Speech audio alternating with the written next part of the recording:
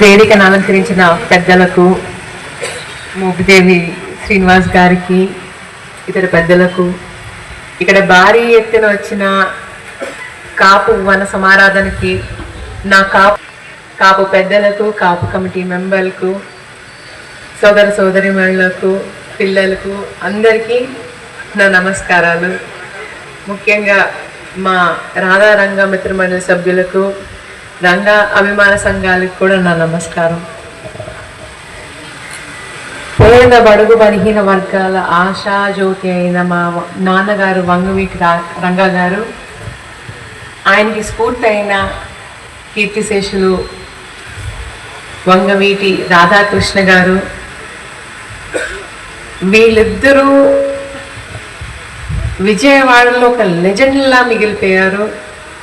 ఎక్కడో ఉయ్యూరు పక్కన చిన్న గ్రామం కాటూరు అనే గ్రామం నుంచి వచ్చి మా పెద్దనాన్నగారు రాధాకృష్ణ గారు అక్కడ యూనియన్ లీడర్గా బాగా ఎదిగి పేద ప్రజలకు సహాయం చేసి, వాళ్ళకి ఎన్న కష్టాలు వచ్చినా చేదోడుగా వాళ్ళతో చేదోడు వాదోడుగా ఉండి చాలా అతి తక్కువ కాలంలో పెద్ద లీడర్లా ఎదిగారు ఆయన.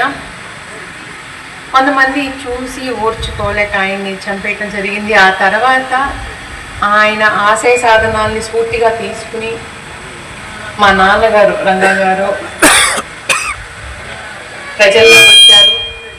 ప్రజల్లోకి వచ్చారు.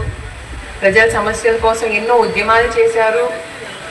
ఆయన పిలుపు మేరకు కాపునాడు కానివ్వండి, లేకపోతే ప్రజా ఉద్యమాలు కానివ్వండి, ఎలాంటి సమస్యలోనైనా కాపు కుటుంబీకులు చాలా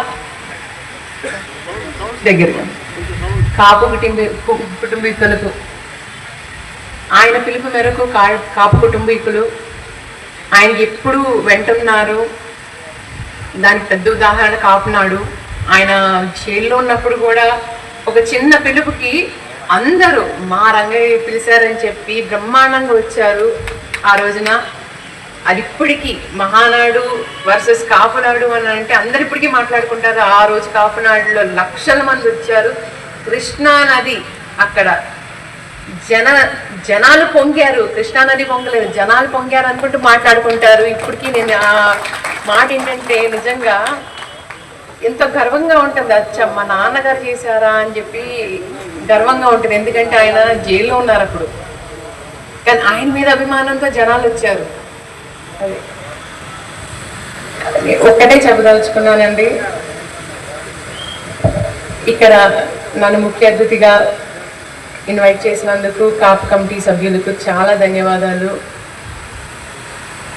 మా నాన్నగారు నాకు స్ఫూర్తి, ఆయన ఆశయాలు నాకు లక్ష్యం, మీ అభిమానం నాకు శక్తి, మీ ప్రేమ నాకు ధైర్యం. రాధా రంగ మిత్రమండలి, రంగ అభిమాన సంఘాలు నా శక్తి.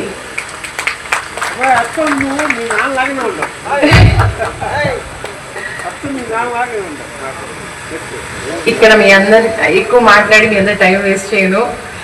మీ అందరినీ ఇక్కడ కలుసుకోవడం చాలా ఆనందంగా ఉంది. ఫ్యూచర్లో తప్పకుండా మనందరం కలిసి ముందుకెళ్ళి ఎన్నో విజయాలు సాధించాలని చెప్పి, మన కమ్యూనిటీ అంచెలెక్కాలని చెప్పి నేను కోరుకుంటూ మీ సెలవు తీసుకుంటున్నాను.